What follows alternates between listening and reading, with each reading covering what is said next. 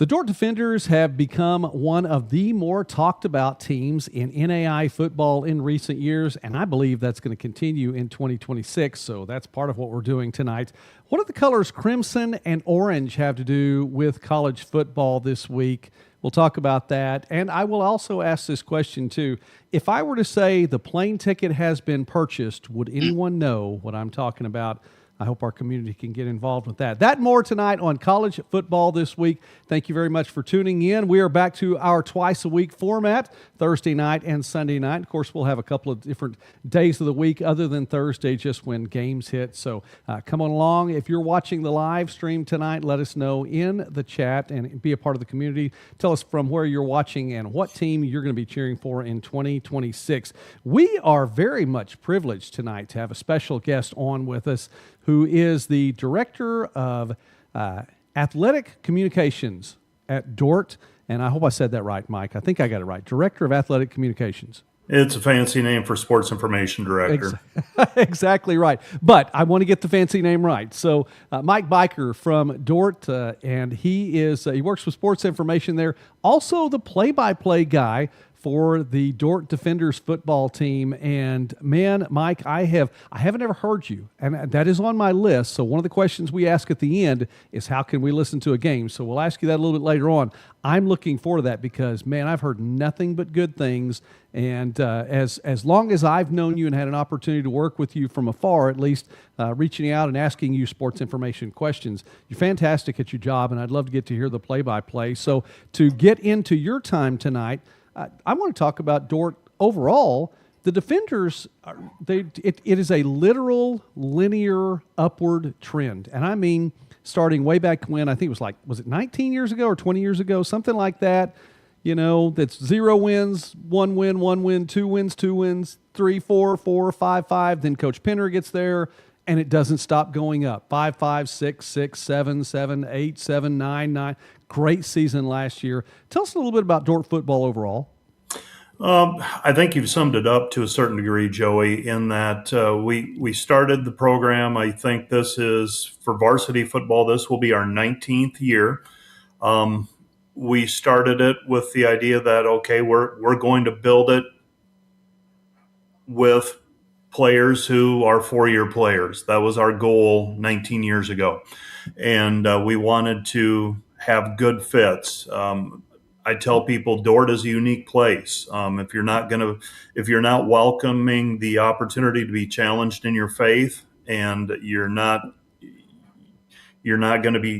don't like the idea of being challenged academically and be prepared for post-graduation, it's probably not going to work out, and we're going to have a turnover.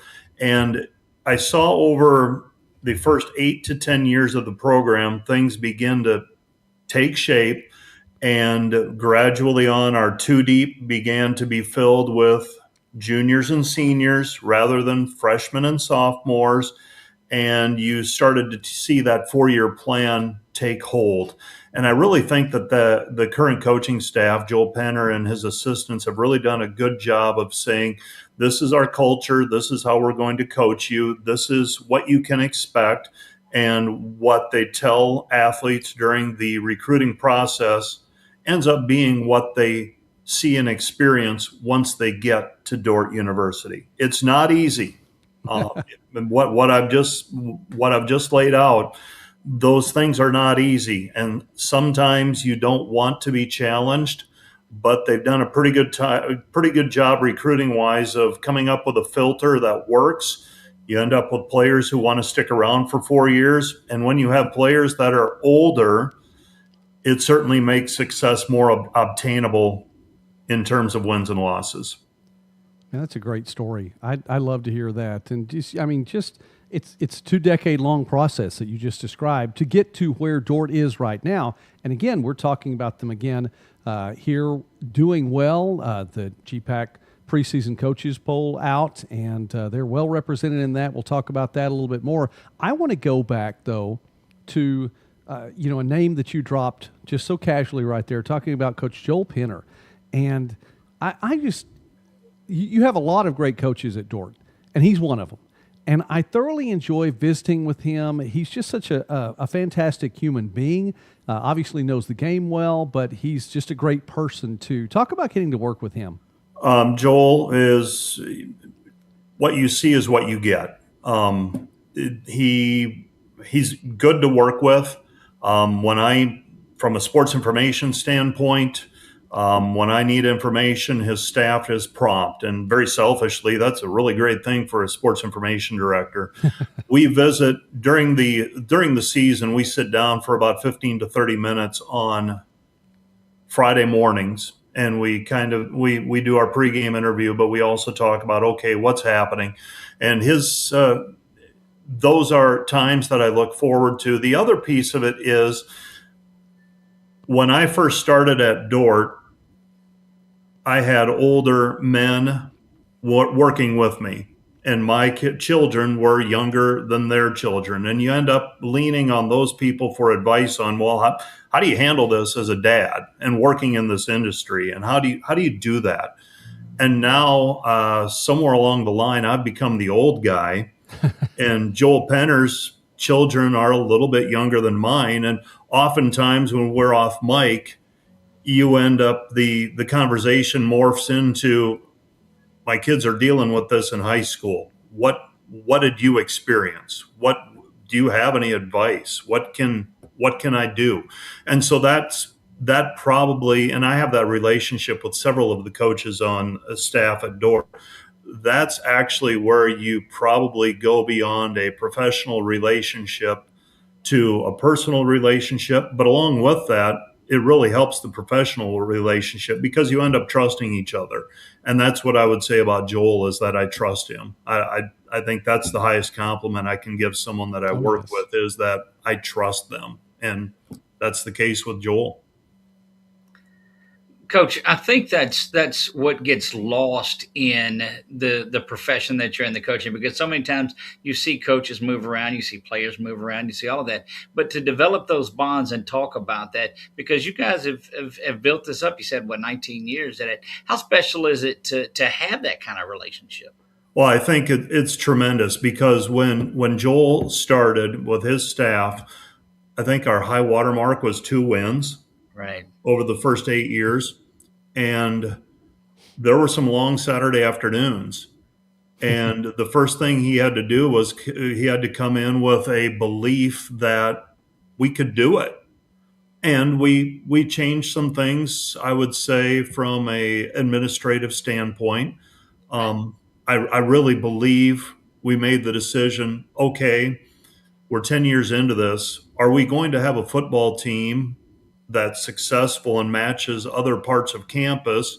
Or are we going to be content to bring in 60 or 80 players and call it good enough? And I'm grateful that we decided, hey, we're going to have a college football team that is on par with the rest of our programs, and we're going to make sure that our coaches have the tools to go out and make that happen, all under the umbrella of we're not going to sell out for 2 wins, Right.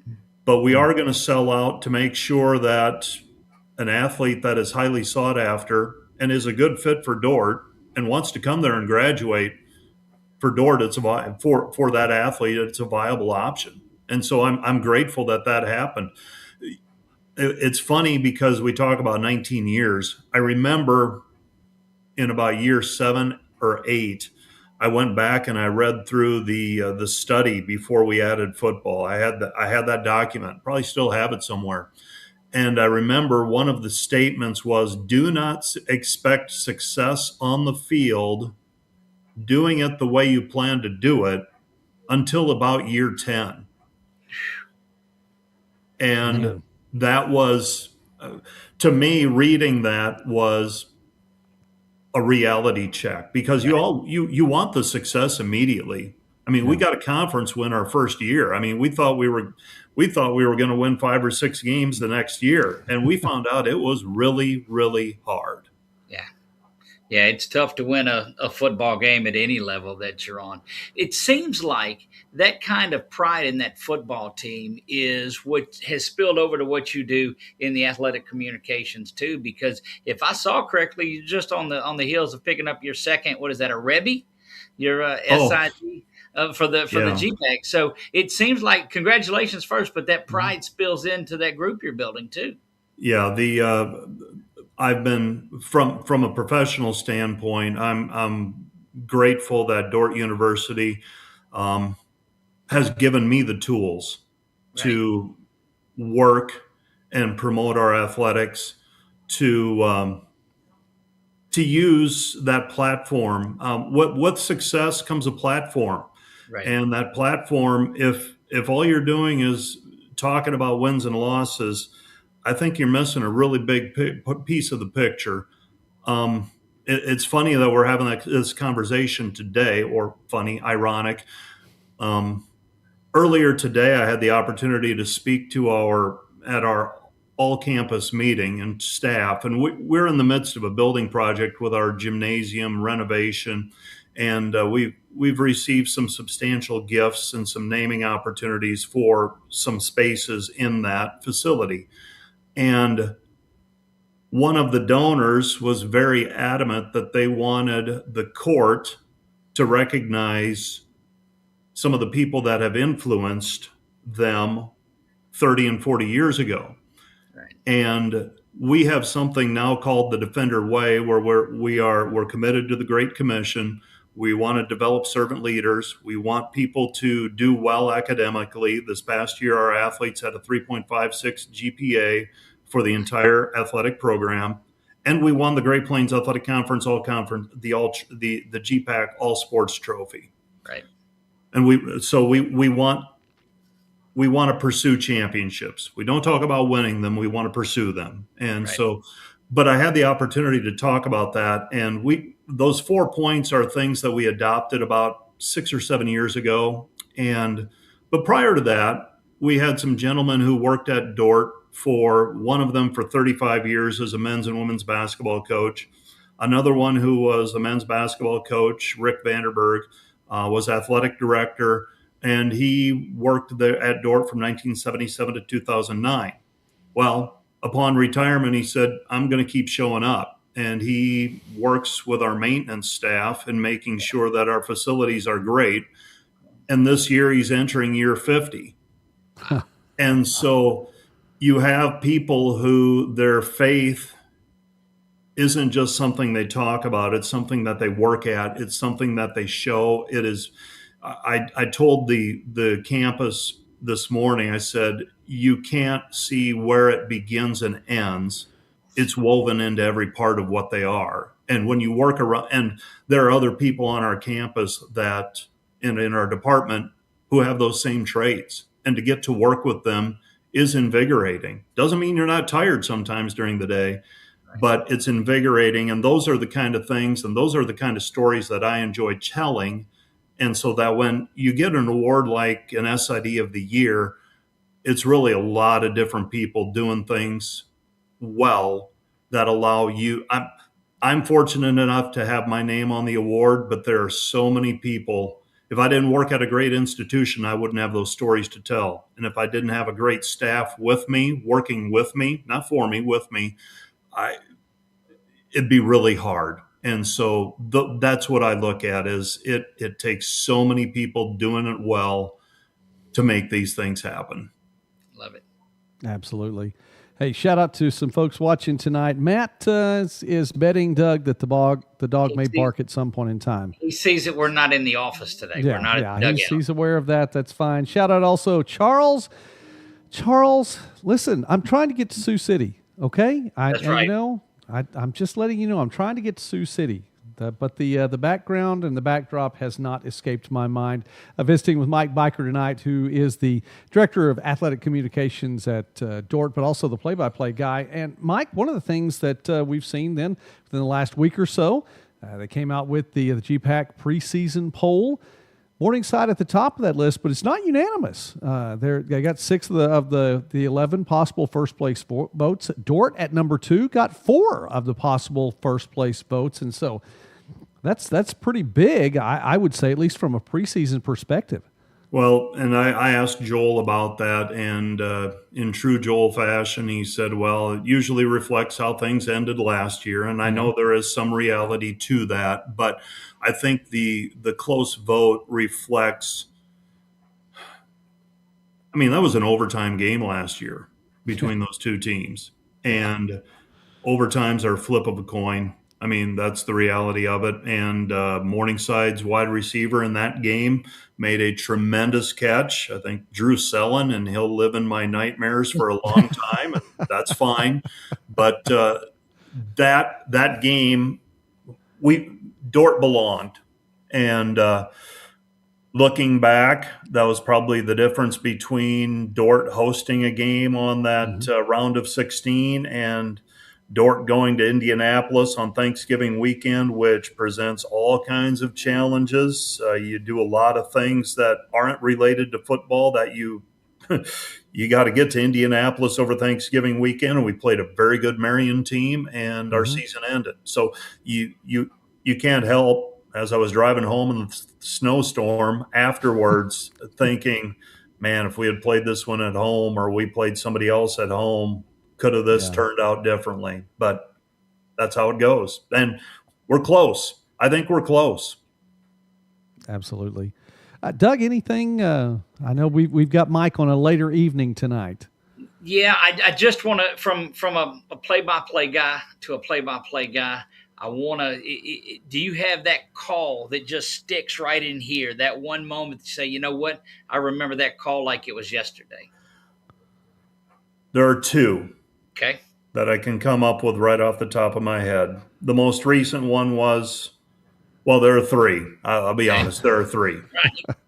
I'll work back from most recent to the first one. Most recent was last year when Dort came from 17-0 down in the first half and beat Northwestern. Yep. And I do not believe in deja vu and karma and all that. I don't. But at the end of that game, Dort had the ball inside Northwestern's 5, very similar to a playoff game 2 years prior, and we got stuffed in the playoff game. Right. Season ended, we lost 7-0 on a cold, cold day in November. Last year, we're down there, 4th down, in danger of getting stuffed. And with under a minute, less than 30 seconds to go, we get the ball to a player, Connor Dodd, who was bothered by injury for 4 years. And I just kept saying all along, I just want to see the kid play. I mean, he so much promise, so much talent. And they got him the ball, and he scored a touchdown with 30 seconds left to win the game. That's 1. Yeah. 2, a few years ago, we played Morningside, and we had a lead on Morningside at Sioux City. And Morningside comes back, takes the lead, and you couldn't help but think, here we go again.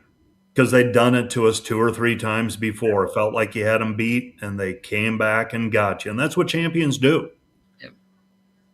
But then we have a kid break 3 tackles, go 54 yards down inside the 5, and we score and we win. And we get a win over Morningside on the road. I mean, who it was a movie. Right. And then the other one that just sticks out is when it was year 1 or 2 with Joel. We were playing Hastings on our homecoming weekend. And at the time, Hastings was pretty good. And they're still pretty good. They almost beat us last year. But Levi Jungling got an end around on the left side and planted his foot at about the 5-yard line and just turned on the Jets and scored in overtime to win the game. And that was the point at which it's like, I remember thinking, okay, we might be coming. I mean, it might not be this year, but we're going to get there, I think. If we can keep things together, we're going to get there. And then things just progressively got better and better each year. And Saturday afternoons are really a lot of fun now. I love it. They sound Thank like you for it. sharing those. They are. Those are great. Those are great. You were dropping some nice Dort names too along the way. So that was Dort fans obviously I think would remember every one of those names. I would think so. I would think so as well. All right. Okay, Mike. I don't want you to give away too many state secrets or anything like that. We did have Coach Penner, got to visit with him. He was talking about Noah Strickfaden coming back, and I'm hoping everything's well with him. What I want to ask you before we let you go is, man, you got the Friday night lights. I mean, man, other than high school football, you're the only game in town going on in a week on Friday night. So 8 days from now, tell us a little bit about the Indiana Wesleyan game. Well, we bit something off. I mean, we're going on the road, playing a great team. Indiana Wesleyan is outstanding, and we're going on the road trying to go down there and play with a team that's in the top 10 perennially. First game of the year, and then we host Hastings, and then 2 weeks later after a bye, it's Morningside. I mean, 2 out of 3 games are probably going to be against top 10 teams. And we're going to find out very quickly if this team is what we think it could be. And I think Indiana Wesleyan, if we are healthy, offensively, we are going to have a lot of weapons. We've got nice running backs, very talented. We've got a receiving core that is really deep. Noah, I think, is completely healthy, and they're going to be really good on offense. And I'm guessing Indiana Wesleyan will be really good on defense. So it'll be a lot of fun to go there, to play a Friday night game, to kind of have all the eyes of the NAI on that game on a Friday night. That's as a player and a coach, I can't imagine anything better than that. And it's a great way to prepare. It's for your team. It's okay. We believe you can do it. Can you do it? And we're going to find out. Okay, Mike, and I'm sorry, Doug. I know I was going to let him go, but I have to ask one more. So because of the way that you phrase that, I want to go. I want to ask one more question, and it's because of the name. They're the Dort Defenders. Now, I realize that doesn't necessarily mean defense all the time, but this is a team defensively. I mean, they were number 3 in the country last year. Giving up 15 points a game last year. Year before, right at 12 points a game, and then year before that, 13 and a half, give or take. I mean, this is a team that has had great defense in the last 3 years. And one of the things that Coach Penner told me, not this season preview, but last season's preview, said, look, we're going to have a whole lot of new names, but these are guys that are just sliding into positions. They've been waiting their turn. And clearly in 25, they stepped up and got it done on defense. Is that something that we might see again in 26? I think with the returners that they have, I think the defense could be very similar to last year. And in fact, some of the guys have gotten a little bit bigger on the front line. That was the front four. That was probably the biggest difference from the previous years when we had a Jessup Leakey and we had great defensive tackles, and we were able to really control things up front, force some turnovers because of that. Last year, we weren't able to force quite as many turnovers, but man, we made teams work really hard to get it down the field. We didn't give up the big plays. We made them put together 10 and 12 play drives. We forced field goal attempts and came up with some good defensive stops. That was a very good team and a very good defensive team. The one thing that I will say is our depth got really tested last year at times because when I look at the 2 deep from when we played Marion to what we had maybe 4 and 5 weeks before, it changed a lot in that 4 or 5 week period because of some injuries. A year later, while it was painful and hard to go through that and really had to piece some things together down the stretch last year, we have more experience on defense because of that. And we are hoping that that pays dividends. And one other thing that you ask about the football and the success, I know Joel is the head coach, but his staff has been intact and together for a long time. We have not had a lot of turnover on that staff, especially in the last 4 or 5 years. That to me, as I observe college football, one is having 4-year players. Two, if you've got a staff that trusts each other and knows what is expected, good things can happen. And I think that's maybe a below the surface reason for why we continue to see some pretty good success competitively. Well, Doug, I listen. I'd love to keep Mike here another hour and a half. I won't do it again because it's a late start tonight, and I know you have. Oh, we're just getting started. This middle of the season. This is just the night getting started. That's what I'm talking about. That is true. But we need to give you a few sleeps before then. So okay. What is it? Is it like 7 sleeps until season starts? So yeah, I guess it is. That? Yeah. So that's all right. Mike Biker, the Director of Athletic Communications. Sir, it's a privilege to get to see you somewhat face-to-face. I hope to get to visit with you in face-to-face one day, but I will say to everyone watching, to the community as well, I know when I send an email to Mike and say, hey, listen, can I talk to this coach? And there are a number of coaches who you let me visit with over the years, and I ask for, pronunciation, which is very important to me. Things like that. I know I'm always going to get it well, promptly and everything, and I appreciate what you do. I've watched your work, and I'm glad that Doug said something about the awards as well, because you are worthy of it, and your staff too. So congratulations, and thank you again for being with us tonight, sir. Yeah, and you are far too kind, but thank you, and anytime you need something, give a call. We'll see if we can work something out. All right, we'll do it. Thanks, Mike. Biker with the Dort Defenders. We'll let him get a little rest tonight as he goes on. It's a Friday night, Doug. He's got a Friday night game. We talked about it just a little bit before we went on the air tonight, and it's a callback to doing some of the high school games as well.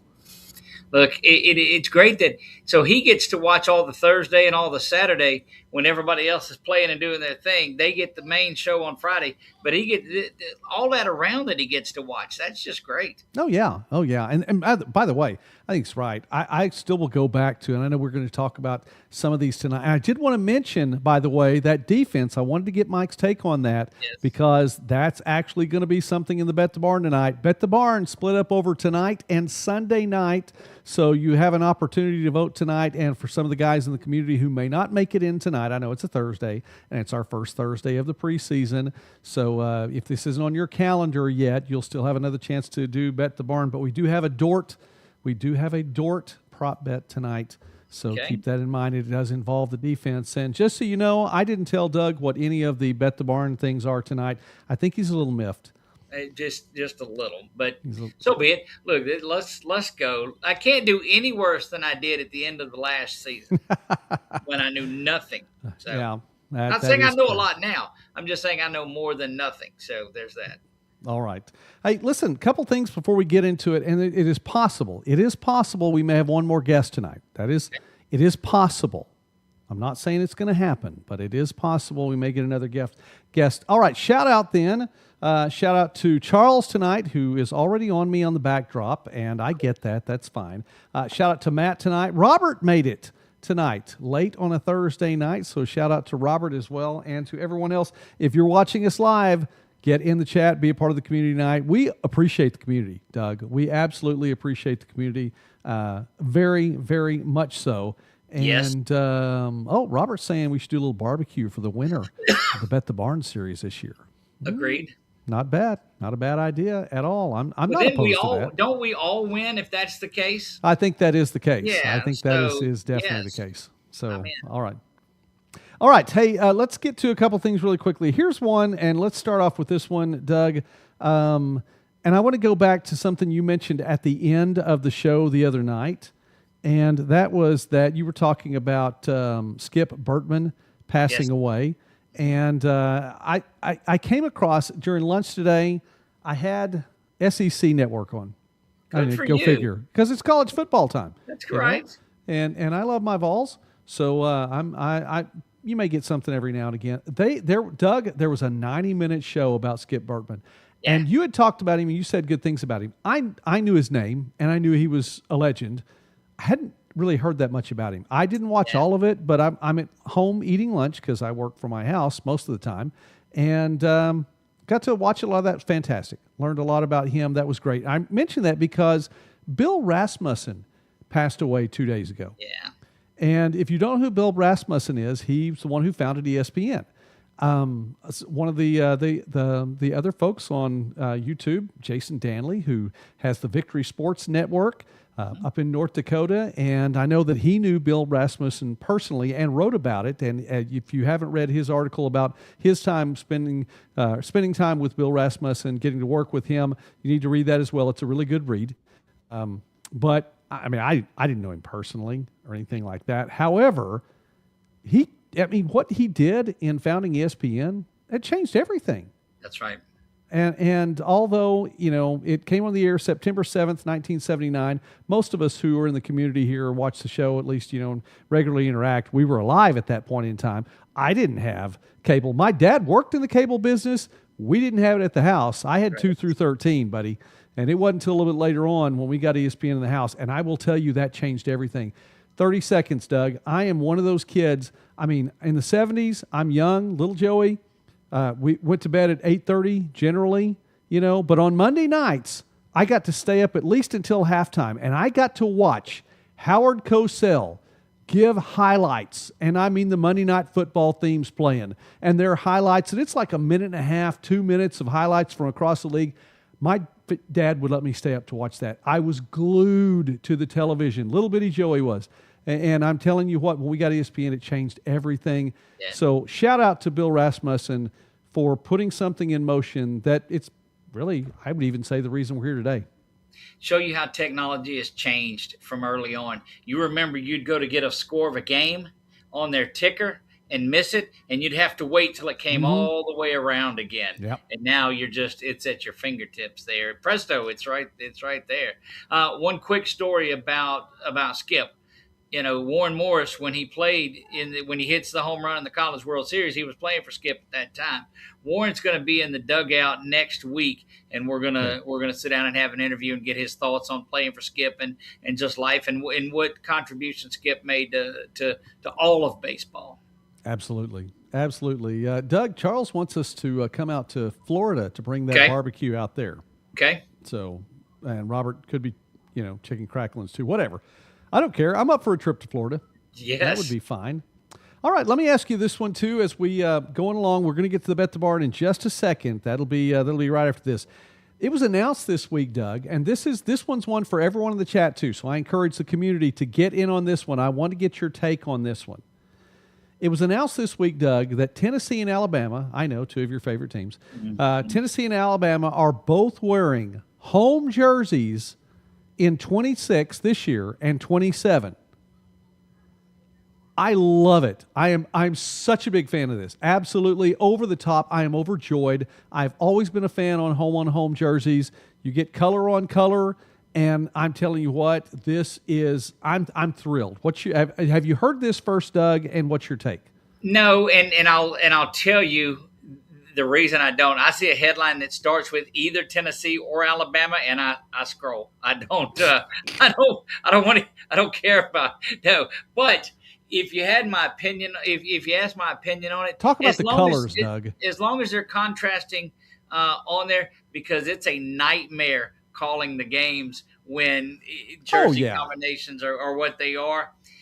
I think that I like because of folks that are our home team. They don't go on the road. They're not going to get to see it. So this gives an opportunity to see something different. And I'm as traditionalist as they come, but what is tradition anymore except doing something? If I can stomach these, what are they? The city jerseys and color scheme, whatever the pros, if I can stomach that, then home and That's home the is NBA, okay. Doug. We're not talking NBA stuff tonight. We're sure not talking WNBA stuff tonight. So no, certainly not. Yeah. Okay. No. Okay.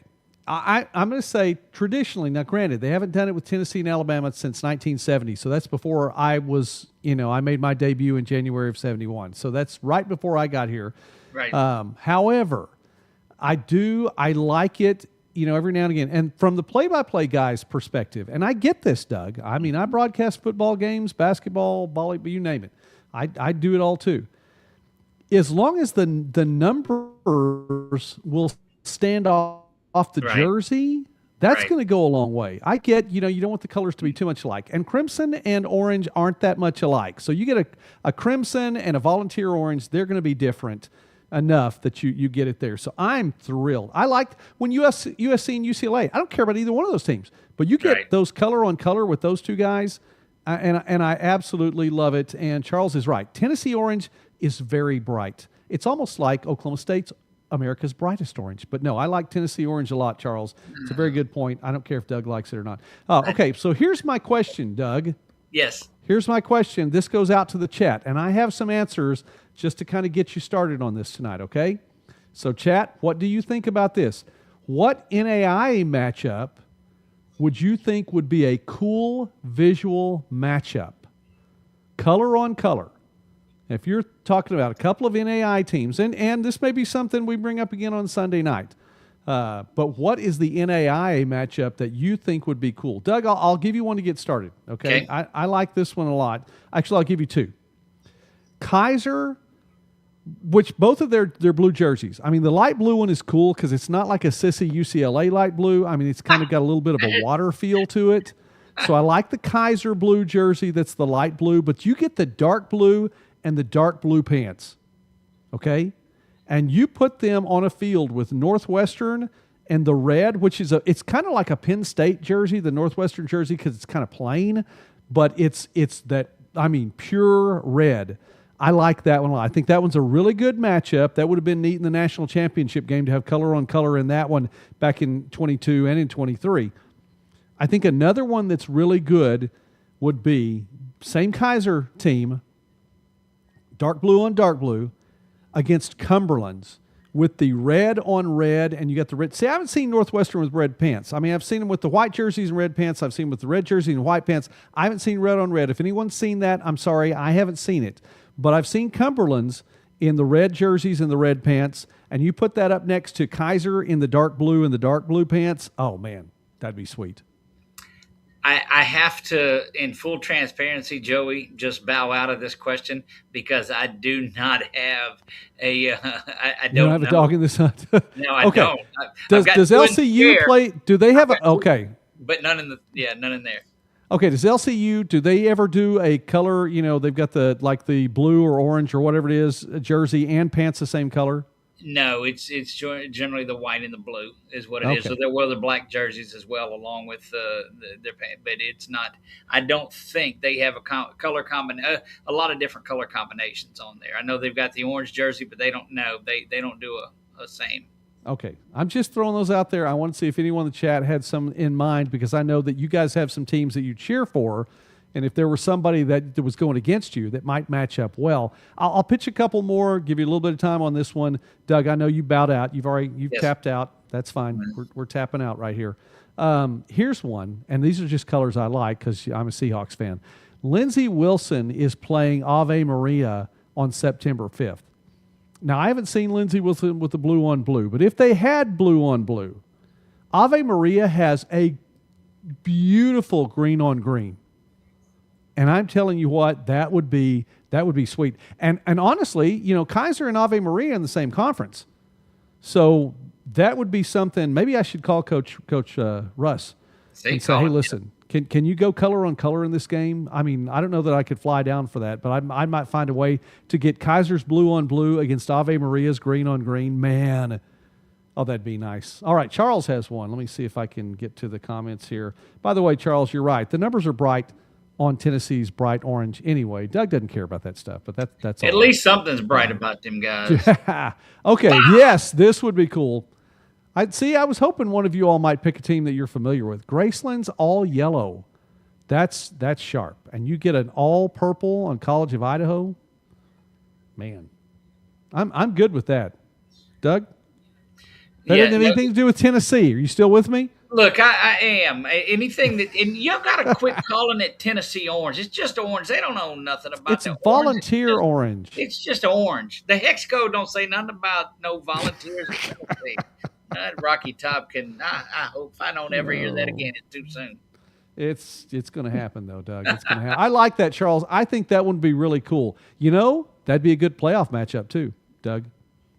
Would. I have College of Idaho going, and if Graceland, Graceland was my second team to make it as an at-large bid, so that'd be a cool matchup. Look, Have to fly out there for it. I'm ready for the matchups to get going. This is Thursday night. It's halftime next week already, or we're late in the third quarter of this. That is true. It is 7 days away. We haven't talked about that. We're 7 days away. Okay, let's move on then. And there is a possibility, again, we may get one more guest. So let's get to our Bet the Barn right now. If not, it might be a little bit of an early evening. I have some games to go over because we need to wrap up our rest of the week 0. But that is Thank fine. you, Robert. Whatever. Thank you, Robert. Yes. Okay, I'm going to go ahead and put it up here because I like Robert. But there we go. Robert says it's just orange. Tennessee, Oklahoma State. Orange is what he says it is. We didn't talk about that burnt kind, Robert. I know that we're in agreement on the burnt kind. That's no good for anyone. Orange is orange. That's not true.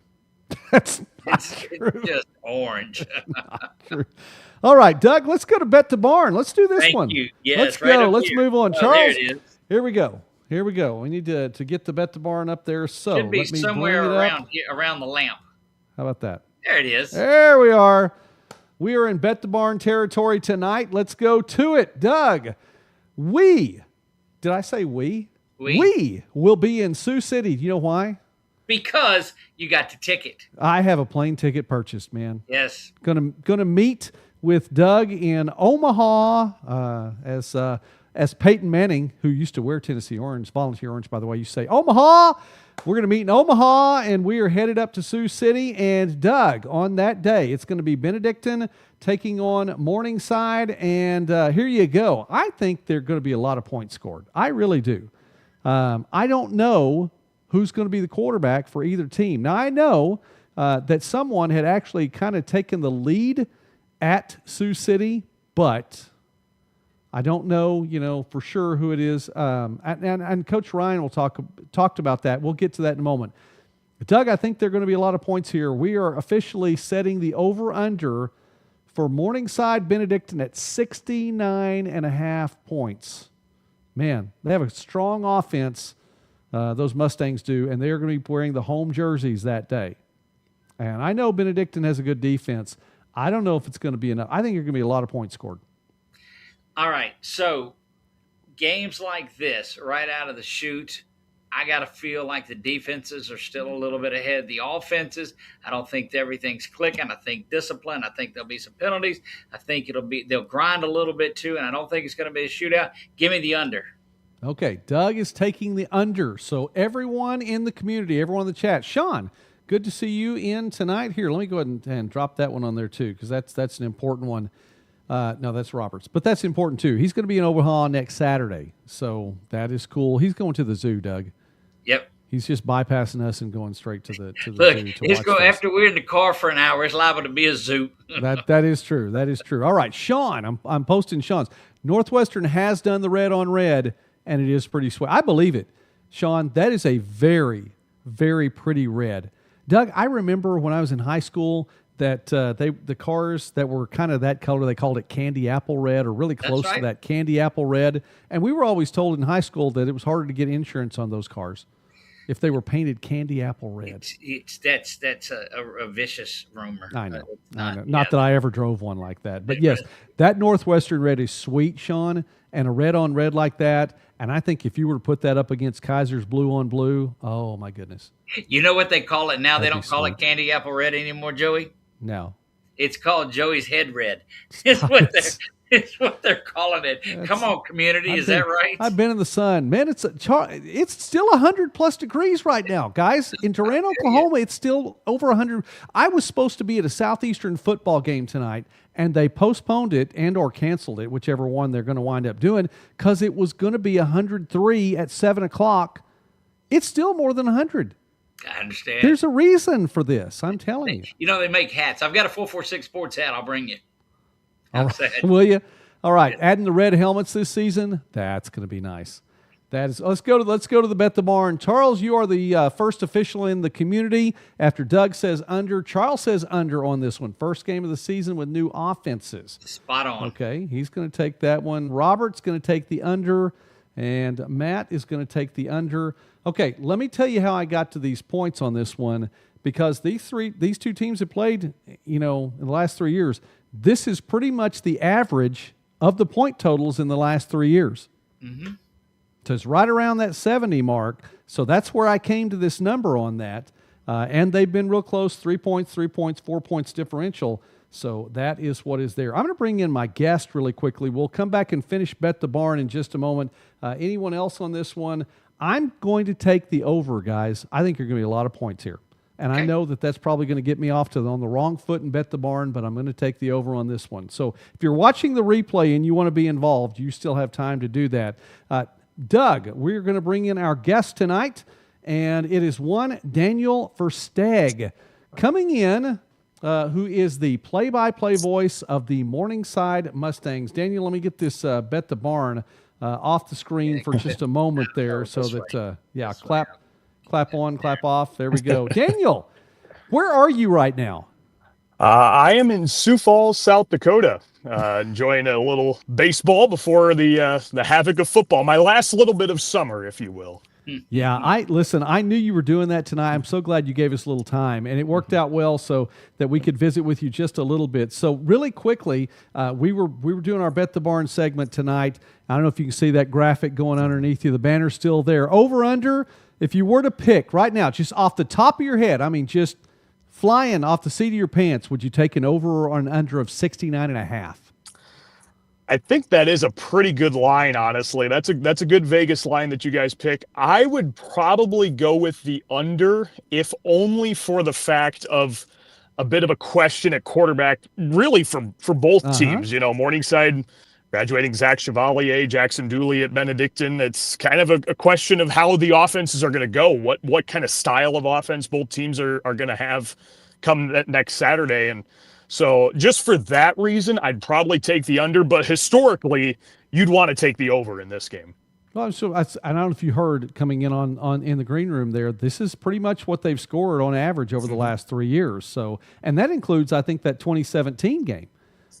But so they put some points on the board at the first game of the season. But you're right, a little more. We knew we were getting with Chevalier. We knew we were getting with Dooley. That was there. All right, let me ask you this: you get to see some minor league baseball tonight, so enjoying that time there. Mm-hmm. Let you shift gears for a little bit mentally. Are you ready for next Saturday? I'm super ready. It's been nice that the last 3 seasons, Morningside's been able to open up with Benedictine, and personally, that's been one of the most competitive and most exciting games of the season that Morningside's had. So it's so awesome to be able to open with such a very important game, such a competitive game, and one that really the entire nation has been watching in week 0. So I've been ready to go for this one every time we've had it. It's been a good game. Coach Ryan's said it best. It's always come down to the last drive. It's always come down to the last play, some kind of a goal line stand. The last time it was in Sioux City, it came down to maybe a foot on 4th and 1 with the game on the line. So, I'm ready for this one. Yeah, Doug and I are going to be there, by the way, Daniel, and folks from the community are going to be there as well. We're going to have a kind of a meetup, and Midwest Sports Saturday will be broadcasting live from up there. I know I talked with you about that. Mm-hmm. Really quickly, let me ask you a second question. Coach Ryan addressed, it was kind of a media day for a number of things. Coach Ryan was on there. Actually, Drew Sellen, got to hear from him. That was pretty nice. One of the things he said about the quarterback spot, and this is like 9 or 10 days ago when this video was out there, he said he hoped to have the QB1 locked up by about 10 days out. Daniel, it's 9 days out right now. I don't know if you can talk about it, but has he made, a statement about that? I know who was kind of the one it looked like he was talking about. Yeah, it's tough to know whether or not he has made a choice. I know a couple of days ago on Tuesday, Morningside was planning on having a scrimmage. I think Coach Ryan strategically mentioned the 10 days out because 10 days out would have been the day after Tuesday, right? You would have been able to see live game action. Unfortunately, Morningside's scrimmage opponent, it was a local community college around here, had to back out for some reason. And so now Morningside is having a closed practice on Saturday with another area school. So I don't know if that shifted the timeline for Coach Ryan's decision at all. I know one thing, whichever quarterback he does pick right now, it's between Colin Gordon and a junior college transfer locally from the Sioux City Metro, from Sergeant Bluff, and Tyler Smith. And one thing he said about both those guys, and we saw it with Colin Gordon last year, they're both much more athletic, so that'll add such another wrinkle to the offense, whichever one is behind center.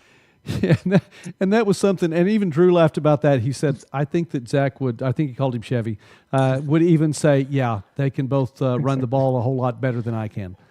So that's an interesting new look then for the Morningside offense. Doug? Daniel, what's a game day experience like? And I mean, you guys, you don't have 2 or 3 games to get fired up for it, but you've been playing them a lot too. What is it like when 6 o'clock rolls around? How's that crowd and how's the atmosphere?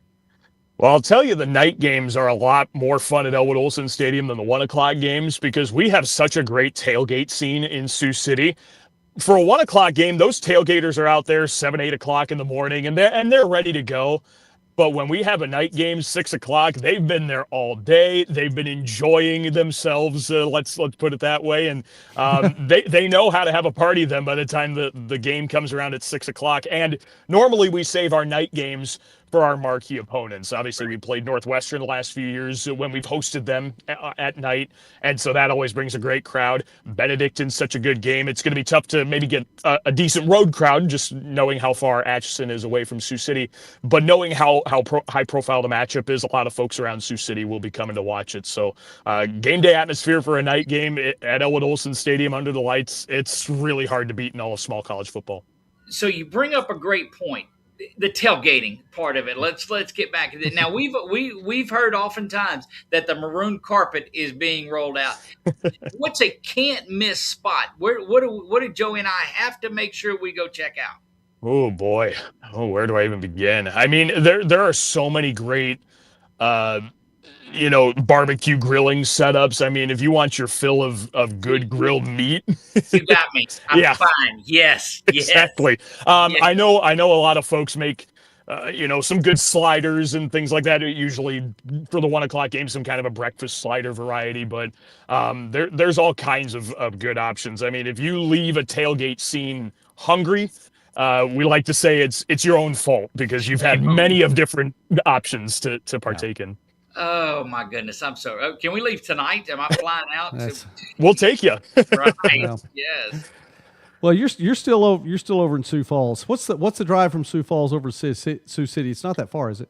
No, it's not bad. A little over an hour. Thankfully, it's connected by one interstate, and South Dakota's got the positive fortune of being able to go 80 miles an hour on the interstate, so you can really fly when you get an opportunity here. Sioux City and Sioux Falls. It was a GPAC rivalry there for a long time when USF was in the conference, but it's been a nice rivalry when it comes to some of our semi-pro and amateur teams around here. We have an amateur hockey team, a league that has Sioux City and Sioux Falls. They play each other. The baseball teams play each other, so it's a nice rivalry. Two cities very nearby, about an hour and a half apart. Not too bad of a competition. You know, it's funny. We have the Sioux trifecta tonight too, because we were talking with Mike Biker earlier up from Sioux Center. So anyway, yeah, and good visit with Mike tonight. Yes. And I know that you guys know each other and getting to broadcast for teams both in the GPAC. All right, back to football really quickly because we've got a couple more things to do tonight, and I definitely wanted to get your take on this. One of the things that Coach Ryan said was this. Also, he said he likes his team. Coming in this year. I mean, that sounds like a good thing because he's heading into, this quarter of the century mark. Yeah, he's had a lot of teams to like over the years. And I think a lot of this stems from the amount of returners that he has, right? There's nine starters back on both sides of the ball, roughly. So many guys that have played so many valuable snaps and valuable plays for the Mustangs in years past. So I think familiarity breeds that kind of relationship building, and Coach Ryan is so big on that. Of course, we've talked about that before with their mission trips and their many different ways they get involved in the community. So I think from that standpoint, it's going to be a really fun group. Those guys are high energy. They like to have a lot of fun off the field as well. So I think this makes for a good group that could build some good camaraderie and be very entertaining here this season. Doug, I know we lost you for just a second, but you have anything else for Daniel tonight? Because I know that we're going to be in his territory in a little more than a week. All right, so we asked this question a little bit earlier of Mike on there too, and this is where I pull out the old play-by-play as well. Give me that call that you've made that you're like, you know what, I need to hang this one because it was a good one. What's that power call that you've had? Ooh, that's a tough one. Anytime we've gotten the chance to clinch a spot in the national championship game, those moments were so special. I think of the Grandview semifinal in 2019, Grandview 2021, that championship game had a lot of great moments. Honestly, right now, the first one that comes to mind, and I know if Mike's still watching, he's probably not going to like this one, but the way things ended last year, right? You come down to the wire. You have Dort, who is undefeated in the conference. They've already clinched a share of the GPAC. Morningside needs to win it to steal the conference championship share of it and get the automatic bid. Right. And a Drew Sellen overtime touchdown after how that game went, blocked a couple of field goals in that game, couple of big fourth down stands. Morningside almost could have lost that game a number of times, and the fact they won it in the manner in which they did in overtime, final game of the regular season, the way it ended, the crowd rushing the field, that was a pretty special way to conclude last year. As a matter of fact, he did mention Drew. As a matter of fact, he certainly did. Said he was going to haunt his dreams for a while. So that's exactly how he put it. Yeah. Anyway, all right, Daniel. Then I'll close it with this. Last question is this. Then the Benedictine game coming up. I know that we'll talk about it a little bit more, probably even on Saturday, a week and 2 days from now. But just you look at it now. It's a big game anyway around. Mm-hmm. I love the matchup. I love the out-of-conference matchup. I love that both coaches and both programs have said, yeah, this is going to be a very tough game, but you know what? We're doing it anyway. Yeah. We'll do it live, whatever. But anyway, we're doing it anyway, and they get out there and do it. What's your initial take on the game? Well, I think it's very interesting how much the two have mirrored each other in years past, right? I mean, like you said, two teams in separate conferences. Prior to the 2018 championship game, had never really played each other, and now they're going on 4 years playing this non-conference game. The fact that there is so many similarities with these two programs is very impressive, and I think that's why it's turned into such a competitive game that's come down to the final drive or the final play the last 3 years. And so from that standpoint, I'd be surprised if this is anything further separated than 7 points. I mean, I think for this game to be multiple possessions would be very surprising. I think it goes back to kind of what I said earlier. You're going to have two new quarterbacks in this game, and they're going to be thrown into the fire right away. Morningside was in that situation the first year of this 4-year cycle. And of course, started a true freshman, Cash Parker. Things didn't work out. Brought in Lennox Brown. He led them into a comeback to win that ball game in 2023.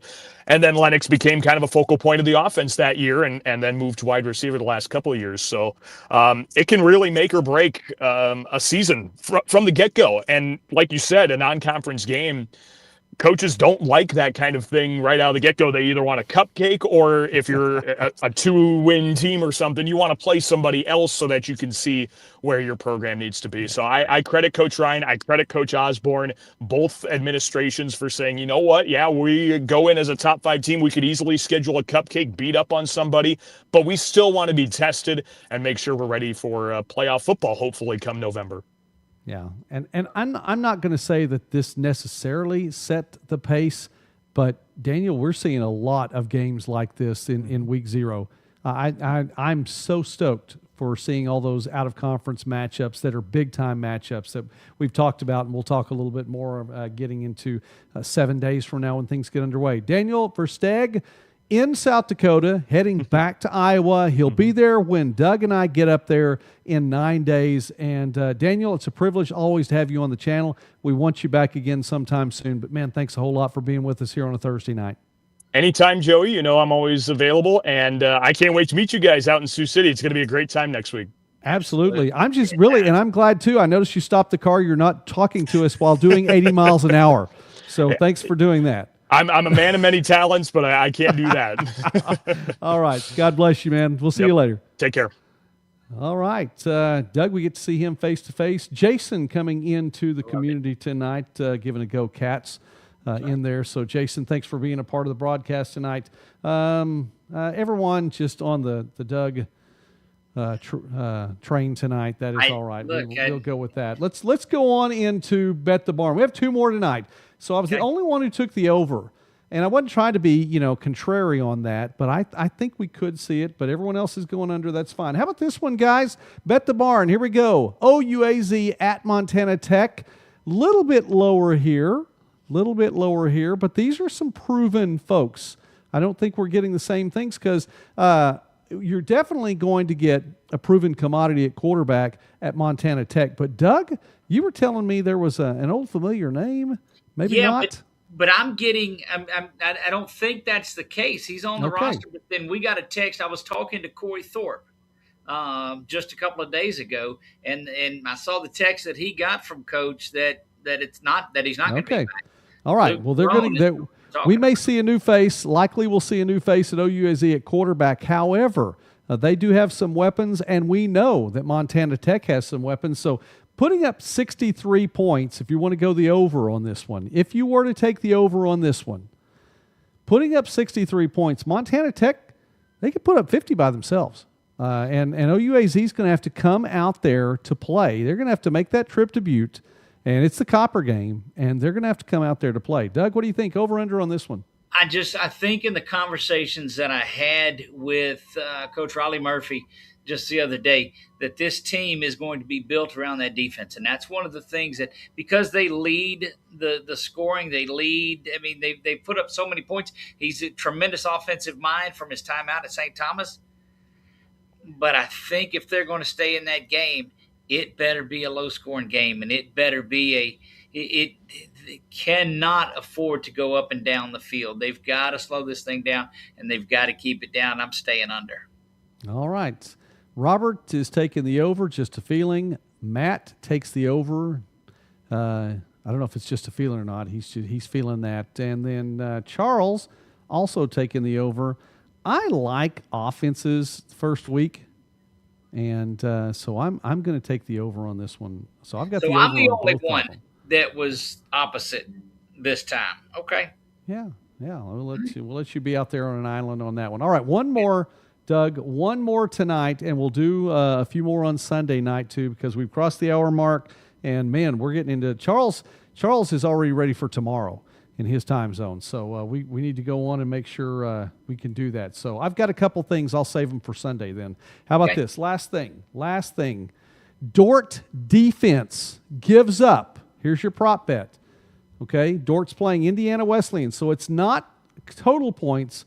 We're talking about the defenders. Now, guys, here are the numbers. Last year, 15.2 points a game. That's all that Dort gave up. And let me look at this really quickly. They were number 3 in the NAI in that category. They gave up They were 15.2 points a game. 2024 gave up only 12.2 points a game. 2023 gave up only 13.6 points a game. Doug, they're not giving up many points. Now, in the season opening games, 25, they gave up a touchdown. In 2024, they gave up 20. And in 2023, they gave up that 7 points again. They don't give up too many points in their season opening game. However, they're playing an Indiana Wesleyan team that was third in the NAI last year, 48.8 points a game offense. The Wildcats in 24, 44.4 points a game on offense, and better than 33 points a game in each of the previous 2 years. So we know that it's very likely to be a very tough Wildcats offense. We know Arjun Lothe coming back. He's going to be rested, ready, tanned. He's ready to go. Okay, I mean he's all there, and what do they say about tanned, rested, and resty? Good to go. Can the defense stop that Wildcat offense at home? Over under, Doug. Does the defense give up at least 30 points, or can Dort hold them to less than 30?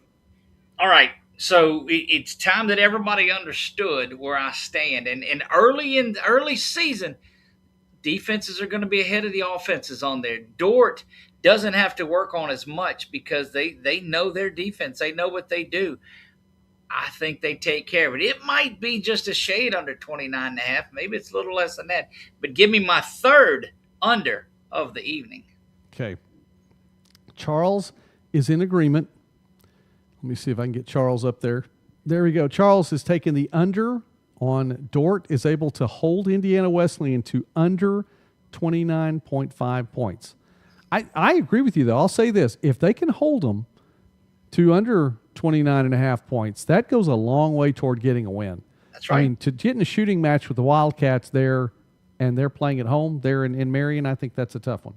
Let's see here. Matt is taking the over. He thinks the Wildcats offense is going to be a little more. So Matt's going to get the over on that one. Robert, are you in on this one? He's taking the under on a tough one. So, all right. And by the way, if you're watching this on the replay and you want to get involved, be sure and just put something, leave a comment with this video if you're watching the replay so we can get your picks in here before that Friday night game. Actually, it should be before Thursday night, so we'll just make it real on all these. All right. I guess I have to pick too, don't I? Yes. This is a tough one. I like what Mike said about that. And again, Doug, these numbers aren't just arbitrary. I mean, I try to put some research into them to give a good solid number that's, something. I feel good about the number if people have split. They're not just going one way or the other. Probably that Morningside Benedictine number was a little bit too high. I can tell from the not real betting, the fake betting that we have going on here with our barn back up there. I like the defense. I like Dort's defense. And I think if they're going to win that game, they have to have a good defense. So there we go. I'm going to take the under. I should say it officially. I'm going to take the under. There we go. All right, Charles. Charles is correct. That's continuity at the beginning of a season can make a huge difference. That's my point in this. And it's a week 0, so they're starting a little bit earlier. The heat's been rough on everybody at practice, so the offenses are not quite where they need to be. Yeah. Okay, well, that's it. We have everybody's picks tonight, so let's start wrapping it up tonight. Doug, did you learn anything on the show tonight? I did learn that. I learned that, I guess it was Robert or Charles. No, it had to be Charles, I guess. Maybe. I don't know. I have to go back and look and see which one thought there'd be a dog barking tonight. I've talked to them. There wasn't. That was Matt. Yeah, that's right. They're waking up back there, but I told them not to bark tonight. No, we started this thing back right the first of the year, I guess, is when we started this going every week. And, man, we've switched from off-season to preseason to here we go. This is our high school scrimmages are starting. It's going to be a fantastic year. I didn't just learn that tonight, but I'm telling you that compounded what I already know. This is going to be a fun year. Yeah, absolutely. Well, I'll wrap up my end of it with this. Oh, man, I forgot to ask Mike where we can listen to the game. We're going to have to find out where we can listen to his game because I want to listen to one of his games. This is what I learned, Doug. I learned the process of Dort in the early years. Yeah. That was great. Yeah. I mean, what a great story. And if you missed that at the beginning, you need to go back and listen to Mike talk about that because it's just the foundations of a team that's almost 2 decades old now in its 19th season this year. That was fantastic. Or 19th or 20th. Yeah, one or the other. Maybe I think it was 19th he was talking about. Yeah, because they played – anyway, it's nearly 2 decades, Doug. One or the other, but I know this. That was a great story. I loved listening to what he was talking about from the beginning there, and then getting to the Coach Penner days, and what they did and the changes, and then that they're selling out. They're going to do this. They're going to win more than 2 games a year. That's you right. know, and putting the right things in place, and that staff with the continuity that Charles just talked about too, the continuity that's there for Dort at the beginning of a season already with the staff and those 4-year players. Man, I dug that, and I thoroughly enjoyed having Daniel on the show too. I don't want to discount that, but man, that story was fantastic. One other thing that I learned tonight was that all of us old play-by-play guys have those stories. I can't remember what I was supposed to do, go to the grocery store or go pick up whatever it was, but I can remember a play from the 2020 state championship just like it was yesterday. Yes, absolutely. Absolutely. I love that. I called a state championship in 2011. I can tell you what I was wearing, what it looked like, the place on the field I called it from, and yeah, it's fantastic. All right, community, listen, we have more Bet the Barn on Sunday. We go back to Sunday night. It will be 8 o'clock as usual this Sunday night. We're going back to 8 p.m. next Thursday night. Doug may be here, at least in spirit. He may record a little bit of Bet the Barn segment. He's going to be in Natchitoches. Natchitoches. I said it right. Well, did I say it right? Natchitoches. Natchitoches. You just got to let it roll. You two Oklahoma there. Just let it roll, Natchitoches.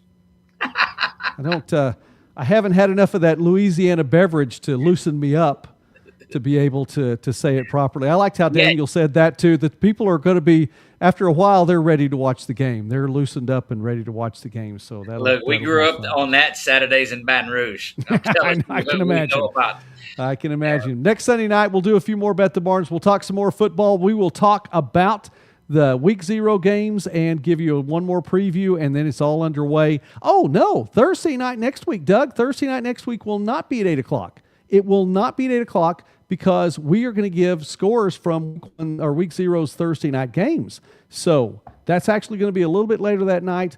We'll get back to the Thursdays on 8 o'clock. Next week's a special time, too. So just want to make sure you knew that. Robert says great show tonight, and I don't care. Sunday is going to be this week. We're playing this week. That's right. Sunday. That is right. 7 days away. I learned orange makes me sick. All right. We're not putting any more of Robert's comments up tonight. There we go. All right. Just kidding, Robert. Anyway, for Doug Gann, I'm Joey McWilliams. Man, we appreciate you all watching tonight. We are so stoked. We get to see a number of you in Sioux City in 9 days. It's going to be a lot of fun. Matt, I bought the ticket. The ticket is purchased. And I'm going to see Doug in Omaha sometime in the morning, and we'll make that trip on up there. And we look forward to seeing you all. Tell him one more thing else we learned. How long does it take to get your real ID in Oklahoma versus how long it takes you to get it in Louisiana? It's a lot quicker in Louisiana. 15 especially minutes. If you and Doug, it's not what you know, it's who you know. That's correct. You can get a real ID and a drive-through daiquiri both within 15 minutes in the Bayou. I knew you were going to say it was in the same place. I just so expected it to be in the very same place. You can get a real ID and a drive-through daiquiri in the same place. They're not right there in Alexandria. They're not far from each other. They're not far from. Okay. Right. All right.